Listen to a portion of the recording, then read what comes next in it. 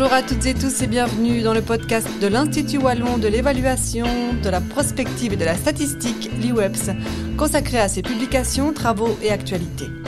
À la présentation Aurélie Hendrix et à la technique Laurent Verly. Aujourd'hui, nous recevons François Guesquière, chercheur à l'IWEPS, à l'occasion de la sortie du regard statistique consacré aux dépenses et à la privation énergétique en Wallonie. Bonjour François. Bonjour Aurélie. Alors, la précarité énergétique, c'est un sujet d'actualité dont on entend souvent parler ces dernières années, notamment au moment de la crise et de la flambée des prix de l'énergie. C'est aussi une problématique particulièrement présente en Wallonie. Donc, par exemple, en 2023, 11,3% de la population wallonne déclare devoir faire face à des difficultés pour chauffer correctement son logement, contre 2,3% en Flandre et 10% à Bruxelles. Alors, avant toute chose, François, c'est quoi la précarité énergétique? Qu'entend-on par là et pourquoi est-ce un enjeu majeur en Wallonie? Alors, c'est compliqué, en fait. C'est quoi la précarité énergétique? Notamment parce que les chercheurs qui ont travaillé là-dessus sont basés sur des indicateurs différents. Par exemple, il y a un baromètre qui est réalisé par la Fondation Rabaudouin qui reprend en compte 3 indicateurs différents de précarité énergétique.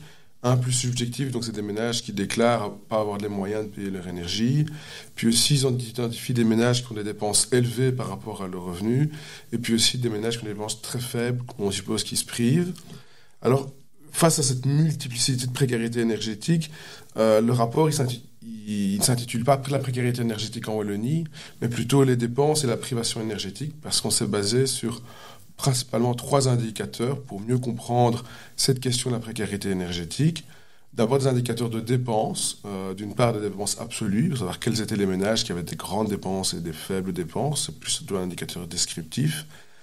Et puis un indicateur de dépenses plutôt relative, donc voir quelle était la part des dépenses énergétiques dans le budget des ménages. Ce n'est pas évidemment pas la même chose parce que là, il y a un dénominateur qui est le revenu du ménage. Et puis, finalement, un 3e indicateur qui est l'indicateur, on va dire, de privation énergétique. Et là, on s'est basé sur un indicateur synthétique en reprenant 2 questions. Donc, c'est des ménages qui soit déclarent ne pas avoir les moyens financiers de chauffer correctement leur logement, donc c'est des ménages qui ont froid, on va dire, ou bien des ménages qui déclarent avoir des retards sur des factures de charges pour des raisons aussi financières. Donc là, c'est des ménages qui se chauffent, mais qui, après, n'arrivent pas à payer leur énergie. Voilà. Alors pourquoi c'est un enjeu majeur en Wallonie? Et ça a été dit en introduction, c'est la région qui fait face à le plus de précarité énergétique, en fait, en Belgique. Alors c'est particulier, c'est assez remarquable, parce que si on s'intéresse aux autres indicateurs de précarité, par exemple aux indicateurs de pauvreté, le taux de risque de pauvreté, mais la Wallonie se situe plutôt dans une situation médiane entre Bruxelles, qui est la région la plus pauvre du pays, et la Flandre, qui est la région la plus riche. Et là, il y a vraiment une spécificité à la question de l'énergie, où la Wallonie est dans la situation la plus défavorable par rapport aux 2 autres régions. Et pourquoi ? Ça s'explique en partie parce que la Wallonie est quand même plus pauvre que la Flandre. Mais par rapport à Bruxelles, la grande différence, c'est le type de bâti, où on a des logements plus grands qui demandent plus d'énergie pour être chauffés, alors qu'à Bruxelles, les habitants résident principalement dans des appartements qui sont plus petits, et donc ils ont des factures plus faibles. Donc même s'ils ont des revenus plus faibles, mais le poids des dépenses énergétiques est plus faible dans leur budget. Et donc, ça crée une différence assez importante.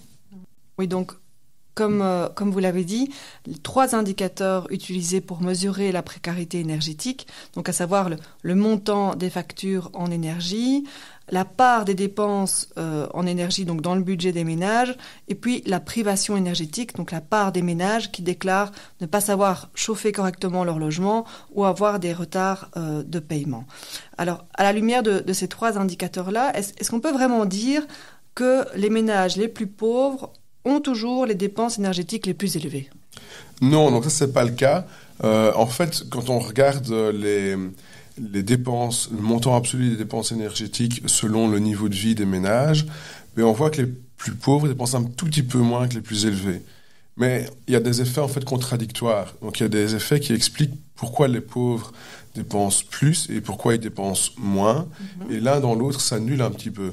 Donc, par exemple, ce qui explique que les ménages plus pauvres dépensent plus, c'est notamment le fait qu'ils vivent dans des logements qui sont moins isolés. Ils vivent peu dans des logements vraiment très modernes.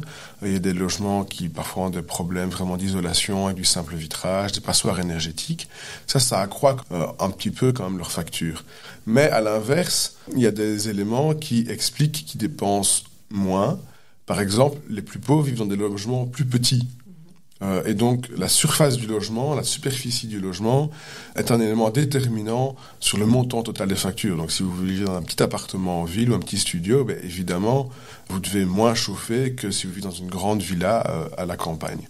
Donc là, c'est un élément qui, à l'inverse, va faire que les plus aisés vont dépenser plus en énergie. Alors, on a aussi le tarif social qui aide les plus pauvres en général, qui là aussi réduit le montant de la facture des plus pauvres.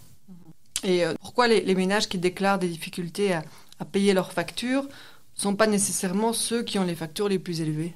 Là, c'était quelque chose qui était assez surprenant dans l'analyse, c'est qu'on pensait qu'il y avait un peu un lien, on va dire, c'est le lien qui est un peu implicite entre les différents éléments. On sait que les plus pauvres vivent dans des logements qui ne sont pas isolés, on sait qu'ils ont des revenus plus faibles, donc on imagine qu'ils ont des dépenses plus élevées, que vu leurs revenus plus faibles, que les dépenses d'énergie prennent une plus importante part de leur budget et que cette part importante conduit finalement à ne pas savoir payer les factures et donc à de la précarité énergétique.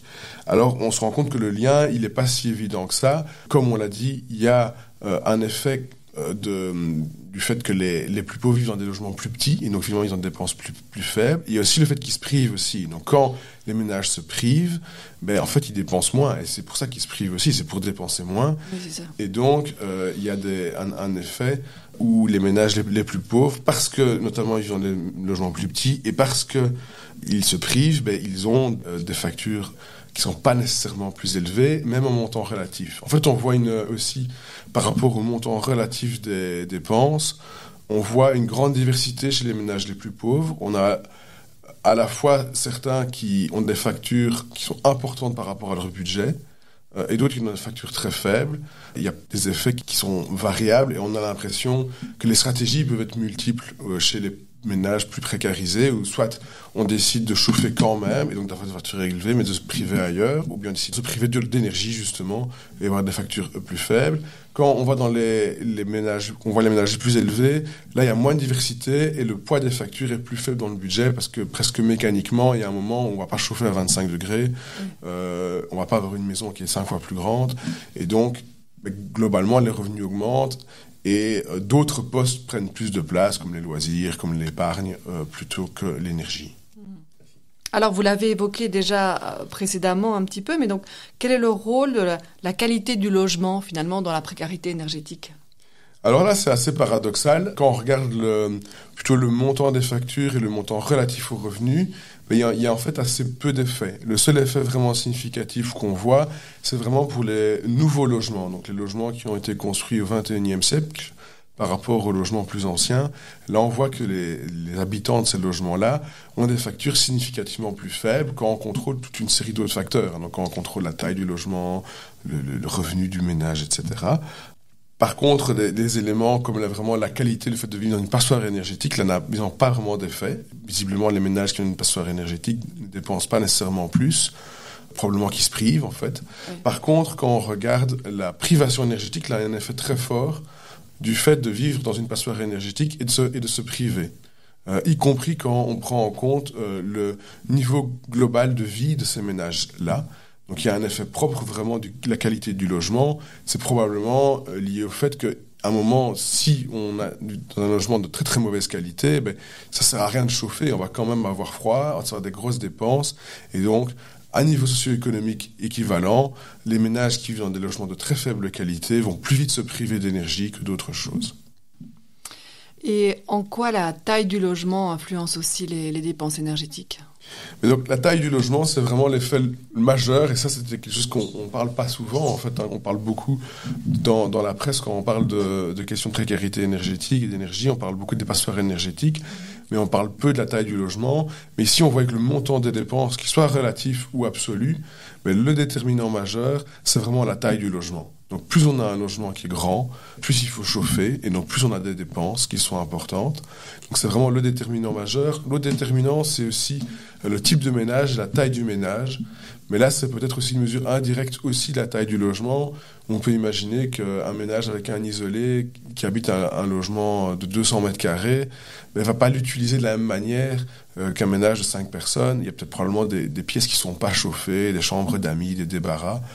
Donc là, c'est probablement aussi un effet indirect aussi de la taille de la structure du logement. Mais donc, on voit vraiment que le déterminant le plus important du montant des factures, absolu, mais aussi relatif, c'est vraiment la taille du logement. Et là, il y a un type de ménage qui, en fait, a des dépenses relatives très élevées. C'est des ménages plus âgés, en fait, de pensionnés, qui habitent dans des logements qui sont, en fait, sous-occupés, parce qu'ils habitent dans des logements qui sont très grands par rapport à leur taille. Souvent, ils habitent encore le logement familial, ils avaient des enfants, les enfants sont partis, mais ils restent quand même dans le logement. Souvent, c'est des personnes qui sont propriétaires et qui n'ont plus d'emprunt hypothécaire, donc ils ont aussi moins de dépenses de logement puisqu'ils n'ont plus un emprunt à rembourser, un loyer à payer, et ils peuvent se permettre donc de dépenser plus en énergie. Ce type de ménage a des factures qui sont, par rapport à leurs revenus, plus élevés. Donc, ils n'ont pas des revenus très bas, mais pas très élevés, parce qu'ils ont une pension, donc c'est plus faible que les salaires en général. Mais ils peuvent se permettre aussi des dépenses énergétiques plus importantes, parce qu'ils ont moins de dépenses de logement par ailleurs. Oui, donc on le voit, les situations sont évidemment très, très variées, mais est-ce que malgré tout, il y a un profil type de la personne en situation de précarité énergétique en Wallonie ? Donc justement, quand on compare les deux indicateurs, il y a un indicateur vraiment de privation, et là on a un profil plus de ménages pauvres en fait. Donc quand on regarde qui déclare se priver, c'est beaucoup plus des ménages qui ont des revenus faibles, qui sont locataires, qui vivent dans des logements petits, dans des logements de mauvaise qualité. Donc là c'est plus le type de ménage qu'on retrouve par rapport aux ménages pauvres. On a aussi beaucoup des isolés, des monoparentaux par exemple. On sait que c'est des ménages qui sont plus pauvres. Par contre, ceux qui ont des dépenses importantes par rapport à leurs revenus, là, c'est plus des ménages âgés qui ne sont pas nécessairement des ménages pauvres. Donc, c'est pas des ménages qu'on retrouve comme ayant, par exemple, beaucoup de privations par rapport à d'autres questions. Ce n'est pas des ménages qui déclarent devoir se priver toute une série d'autres éléments. Donc là, on n'a pas le même type vraiment de profil. Et c'est ce qui faisait dire aussi que le montant relatif des dépenses ne me semblait pas un indicateur très, très pertinent, vraiment la question de précarité énergétique au sens de précarité, de vulnérabilité, de difficulté. Si vraiment on veut identifier les ménages qui ont des difficultés au niveau de l'énergie, qui déclarent avoir du mal, qui comptent leurs sous pour chauffer, là c'est plutôt ceux qui vraiment se privent, où on a plutôt des ménages qu'on retrouve dans d'autres indicateurs de pauvreté. Tandis que les ménages plutôt âgés, là, c'est peut-être des ménages qui pourraient faire face à des difficultés si jamais une augmentation forte des prix de l'énergie, parce que pour eux, l'énergie est une part importante de leur budget, mais ce n'est pas des ménages qui déclarent des difficultés ni dans l'énergie ni dans d'autres éléments. D'accord. Et alors, donc, dans votre rapport, vous parlez un peu aussi donc, des politiques de rénovation énergétique. Est-ce que, selon vous, elles sont suffisantes pour lutter contre la précarité énergétique ? Oui et non, c'est-à-dire que souvent, on parle aussi des politiques de rénovation énergétique pour ayant un double objectif, et à la fois un objectif de réduction de la consommation, en disant, on va rénover les logements, et les gens vont moins dépenser, et ça veut aussi faire moins de pollution, moins de gaz à effet de serre, etc. Et là, nous, ce qui est un peu paradoxal, c'est qu'on ne voyait pas vraiment d'effet. Donc, ce n'est pas vraiment une évaluation de qui a rénové sa maison, mais on voit que le montant des dépenses, alors c'est le montant des dépenses, c'est pas nécessairement le volume d'énergie consommée, parce que il y a différents types d'énergie qui sont consommés, il y a des prix différents, il y a du mazout, il y a du gaz, il y a des contrats fixes et des contrats variables. Mais ce qu'on voit, c'est que les logements qui sont rénovés, qui sont de meilleure qualité, ne conduisent visiblement pas à une plus faible dépense. Par contre, les gens vivent dans un confort accru, parce qu'ils ont moins froid. Et donc là, la rénovation, par contre, elle a un rôle assez important pour éviter la privation, puisque, comme on l'a vu, les ménages qui vivent dans des logements vraiment de mauvaise qualité, ils se privent plus facilement d'énergie parce qu'ils ont froid et que c'est compliqué de chauffer, qu'ils n'ont pas beaucoup d'argent pour chauffer et qu'en plus, c'est un gouffre financier d'augmenter le chauffage parce que tout ce qu'on chauffe part quand même. Donc là, ça peut être intéressant quand même. Par contre, il y a aussi quand même une difficulté à la mise en œuvre de ces politiques, c'est que les ménages les plus pauvres sont souvent des ménages locataires. Et donc là, comment est-ce qu'on finance la rénovation? Est-ce qu'on met des primes?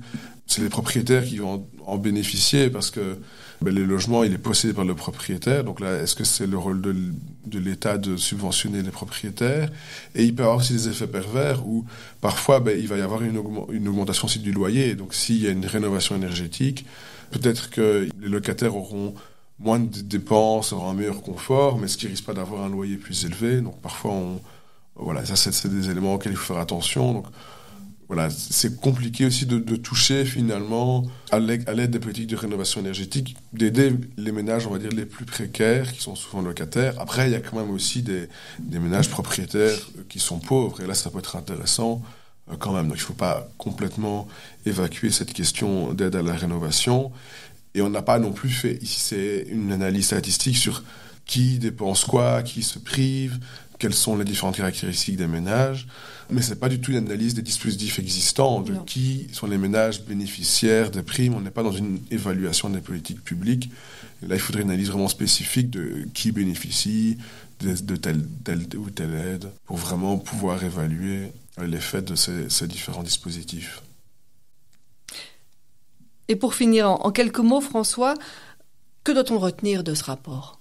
Moi, ce que je retiens de ce rapport, c'est un peu la distinction entre l'aspect environnemental et social.